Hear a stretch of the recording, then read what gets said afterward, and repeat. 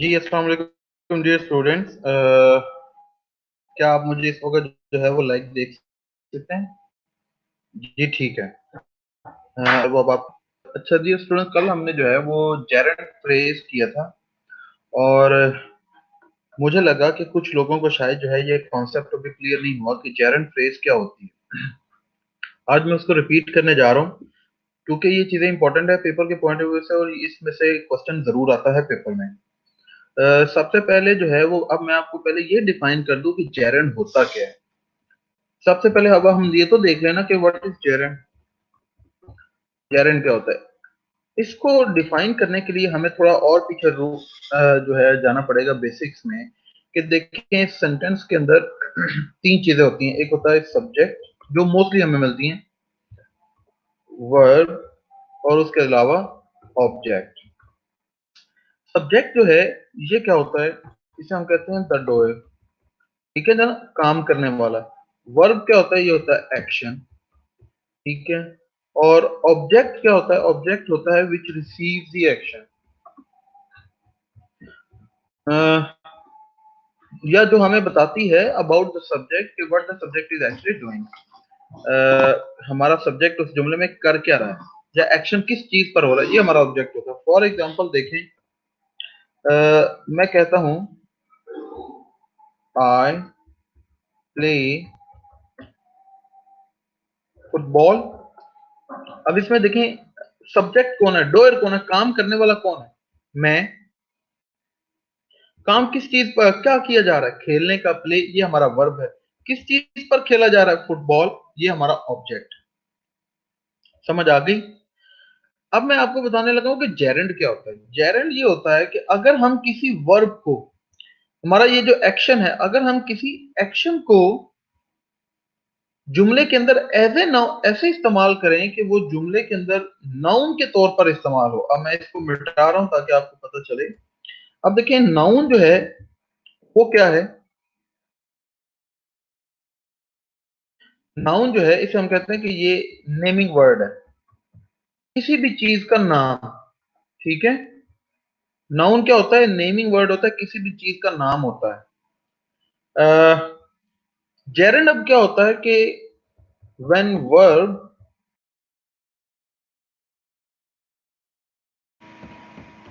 ing form and acts like a noun in a sentence, ये gerund होता है। अब देखो मेरी बात सुनो बच्चों, पार्ट्स ऑफ स्पीच के अंदर noun, pronoun, verb, adverb, adjective, ये सारी मुख्तलिफ चीजें हैं किसी जुमले के अंदर। जैसे अभी मैंने कहा देखें, मैं कहता हूं आई प्ले फुटबॉल। इस जुमले के अंदर पार्ट्स ऑफ स्पीच के हवाले से देखा जाए तो आई जो है ये एक प्रोनाउन है। प्ले जो है ये हमारा बेसिकली क्या है, ये वर्ब है। पार्ट्स ऑफ स्पीच के हवाले से, पार्ट्स ऑफ स्पीच के हवाले से फुटबॉल क्या है, ये भी हमारा नाउन है, किसी चीज का नाम है ना। ठीक है। तो इसमें ये प्रोनाउन है, ये वर्ब है और ये हमारा क्या है, नाउन है। अगर ये वर्ब जुमले के अंदर एज ए नाउन हम इस्तेमाल करें तो फिर वो बन जाता है जेरेंड। जैसा कि मैं यहां पर एग्जांपल लिखता हूं, मैं कहता हूं देखें, playing football daily is my routine. Playing football, football खेलना।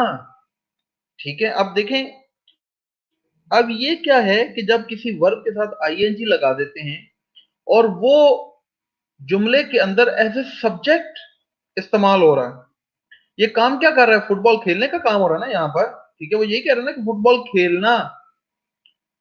तो ये अब हमारा जुमले के अंदर वर्ब नहीं रहा, बल्कि ये ट्रांसफॉर्म हो गया, ये ट्रांसफर हो गया, ये चेंज हो गया इनटू नाउन।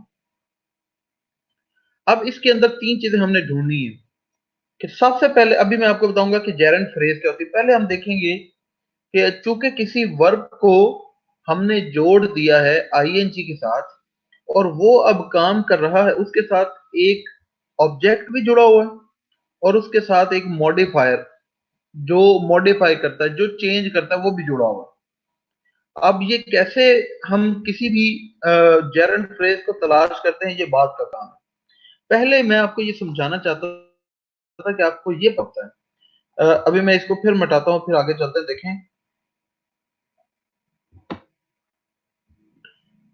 जितने भी वर्ब्स हैं उनके साथ अगर आईएनजी लगा दिया जाए और उसको जुमले के अंदर जो है वो एज ए नाउन इस्तेमाल करें तो वो बन जाता है जेरंड। जैसे देखें, ये हमारा गो हमारा वर्ब है ना।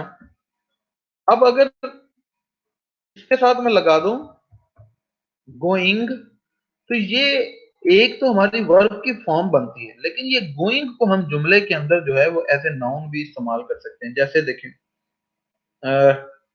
मैं कहूं you should go to Lahore. अब देखें, यहाँ पे बेसिकली गो जो है ये हमारा वर्ब है। अब इसी तरह अगर मैं इसको आईएनजी वाली फॉर्म में यूज करना चाहता हूँ और एज ए वर्ब यूज करना चाहता हूँ, तो फिर ये जुमले के अंदर एज ए वर्ब आएगा, एज ए नाउन हम इस्तेमाल नहीं करेंगे। अगर नाउन इस्तेमाल करेंगे फिर वो जरंड बनेगा। जैसे मैं कहूँ कि I am going to Lahore, मैं लाहौर जा रहा हूँ। अब यहाँ पे एक्शन क्या हो रहा है, जाने का, तो ये हमारा जो है वो वर्ब है।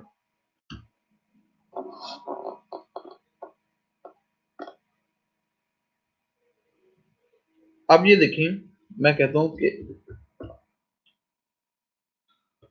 Going to Lahore always becomes a hard part। चलिए, या गोइंग टू भी ना लगाएं, गोइंग लगाएं, going Lahore always becomes a hard part. ठीक है।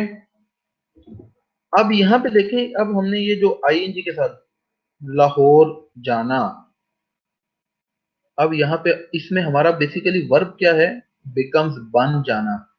ठीक है।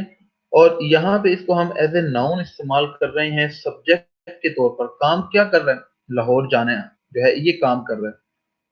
तो इसको हम क्या कहेंगे कि ये हमारा बेसिकली अब क्या बन गया है, नाउन बन गया, और इसके साथ एक जो है वो हमारा ऑब्जेक्ट जुड़ा हुआ और उसके साथ हमारा एक मॉडिफायर भी जुड़ा हुआ।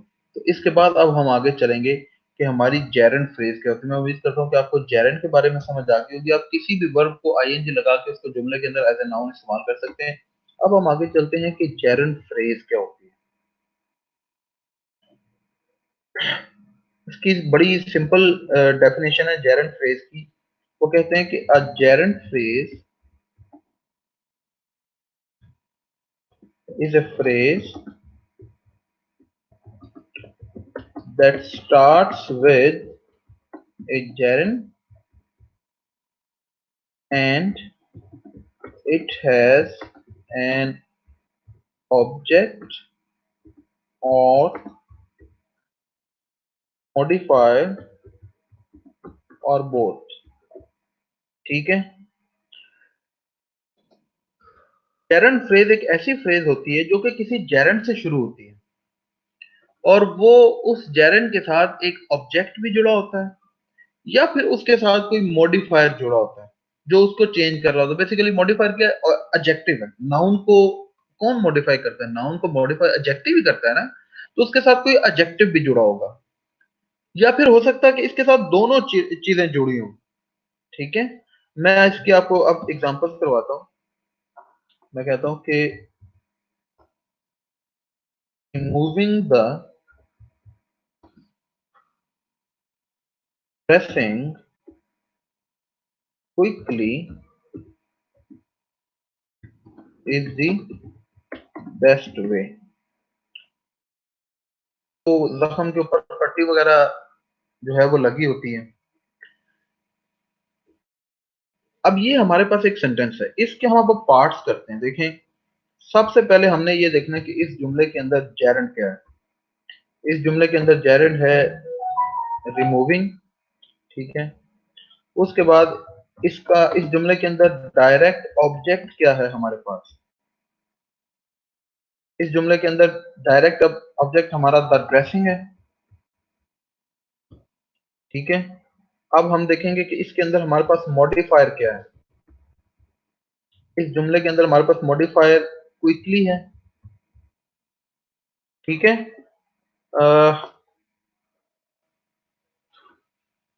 ये तीन चीजें हैं, जेरेंट, ऑब्जेक्ट और modifier. Removing the dressing quickly. तो जब ये तीन चीजें हमें मिल जाएं इस जुमले के अंदर, तो हम कहेंगे कि ये तीनों चीजें मिलाकर क्या बनाती हैं, जेरेंट फ्रेज बनाती हैं।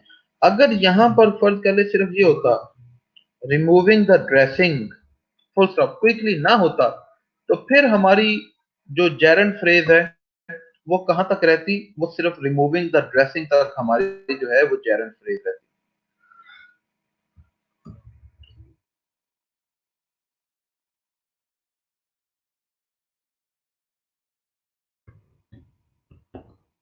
हाँ जी बच्चों, आगे समझ। ठीक है। चलो एक और एग्जांपल करते हैं, फिर आगे आगे चलेंगे। एक और एग्जांपल करते हैं। मैं कहता हूं I like singing in the shower. ठीक है। मुझे जो है वो शावर में गुनगुनाना जो है वो पसंद है। अब इसके अंदर इसको अब हम ब्रेक डाउन करते हैं। इसके अंदर हम देखते हैं कि जेरेंट क्या है हमारे पास। इसमें हमारे पास जेरेंट है सिंगिंग। ठीक है। और इसमें चलो इस तरह कर देते हैं, आई लाइक सिंगिंग सॉन्ग्स। ठीक है। जेरेंट हमारे पास सिंगिंग आ गया। हमारे पास डायरेक्ट ऑब्जेक्ट जो है वो क्या है, हमारे पास डायरेक्ट ऑब्जेक्ट आ गया सॉन्ग्स। और उसमें हमारे पास फिर मॉडिफायर क्या आ गया, मॉडिफायर आ गया इन द शावर। ठीक है। अब ये हमारे पास है। अब इसमें हमने अब जब ढूंढना होगा कि हमारे पास जेरेंट फ्रेज क्या है, हमारे पास gerund phrase singing songs in the shower. हाँ जी। ठीक है। चलो एक और एग्जांपल करते हैं इसकी।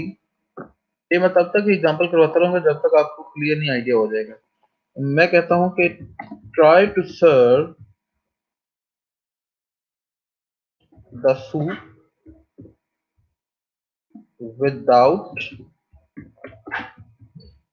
Dropping the tray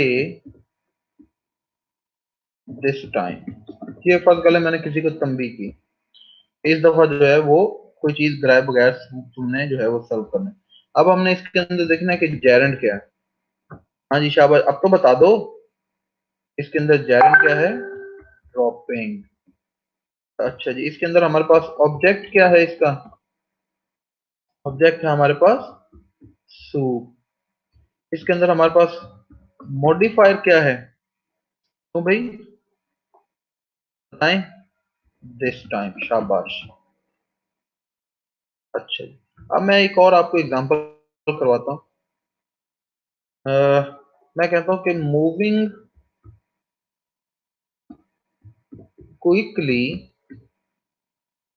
is the key to survival. ये हमारा सेंटेंस। अब इसके अंदर देखेंगे कि पहले जेरेंट क्या है। जेरेंट है इसके अंदर हमारे पास मूविंग। हम देखेंगे इसके अंदर ऑब्जेक्ट क्या है हमारे पास, इसमें हमारे पास ऑब्जेक्ट नहीं है। ठीक है, नो ऑब्जेक्ट। ये सेंटेंस हमारा जो है ये विदाउट एनी ऑब्जेक्ट है। तो इसमें हमारे पास मॉडिफायर क्या है, तो इसका मतलब है कि जरूरी नहीं है कि ये तीनों चीजें हों। इनमें से या ऑब्जेक्ट नहीं होगा या मॉडिफायर नहीं होगा, या हो सकता है दोनों हो या इन दोनों में से एक एक हो। तो इसमें मॉडिफायर हमारे पास क्या है, इसमें हमारे पास मॉडिफायर है क्विकली। क्यों भाई, ठीक हो गया। अच्छा जी, अब एक और एग्जांपल करते हैं जिसके अंदर हम अब मॉडिफायर नहीं यूज करेंगे। ठीक है। मैं कहता हूं कि I want to talk to you about buying those magical beans. ठीक है जी। अब ये हमारे पास आ गया, एक सेंटेंस आ गया, I want to talk to you about buying those magical beans. अब इसके अंदर हम सबसे पहले देखेंगे कि हमारा जेरेंड क्या है। अच्छा जी, इसमें हमारे पास जेरेंड क्या है, बाइंग। अब इसके अंदर हमारे पास ऑब्जेक्ट क्या है, किस चीज को खरीदना है, ठीक है, दोज मैजिकल बीन्स, ये हमारा ऑब्जेक्ट है।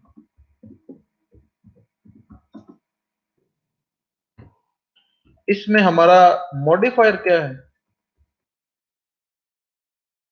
No modifier. इसमें हमारे पास कोई मॉडिफायर है ही नहीं, कोई हमने इसके अंदर जो है वो एडजेक्टिव यूज किया ही नहीं हुआ, ठीक है। चले अब और एग्जांपल करते हैं। अब देखें, मैं कहता हूं कि eating berries quickly will make you ill, will make you ill, full stop. अब मैंने इसका नहीं बताना कि इसके अंदर जो है वो जेरेंड क्या है, इसके अंदर ऑब्जेक्ट क्या है और इसके अंदर मॉडिफायर क्या है, ये आप खुद जो है वो मेरा बेटा इसके अंदर जरा ढूंढें, ठीक है।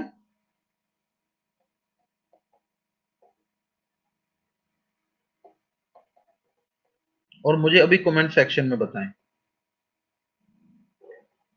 उम्मीद करता हूं कि आपको पता चल गया होगा। अब एक और एग्जांपल करते हैं, जरा मुझे इसको डाइसेक्ट करके दिखाएं। अब मैं कहता हूं कि eating berries without washing them will make you ill। अब ये जो हमारे पास सेंटेंस आ गया है, मेरा बेटा जरा इसको जो है वो आप करें कि इसको आपने कैसे करना है। इसके अंदर जो है वो आ, क्या ये जेरंड फ्रेज है या नहीं है।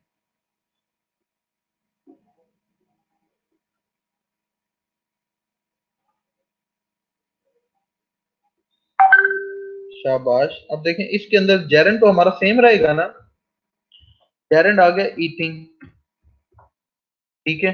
ऑब्जेक्ट क्या है, ऑब्जेक्ट है इसके अंदर बेरीज। मॉडिफायर क्या है इसके अंदर, मॉडिफायर है इसके अंदर विदाउट वॉशिंग में, ये हमारा मॉडिफायर आ गया। क्यों भाई, बच्चों किधर गुम हो साहब। अब मुझे बताओ, आज बताओ अभी कि समझ आई है कि नहीं जेरंड फ्रेज की।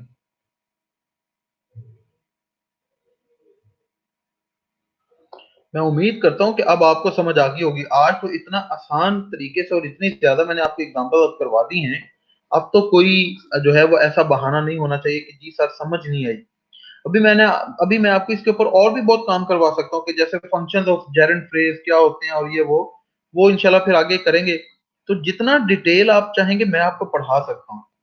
अदरवाइज मैं चाहूँ तो इसको जो है वो 1 मिनट में खत्म करके एक एग्जांपल के साथ आगे भी चल सकता हूँ, लेकिन मैं चाहता हूँ कि चलो बच्चों की जरा बेसिक्स जो हैं वो अच्छी हो जाए, इनके कॉन्सेप्ट क्लियर हो जाए।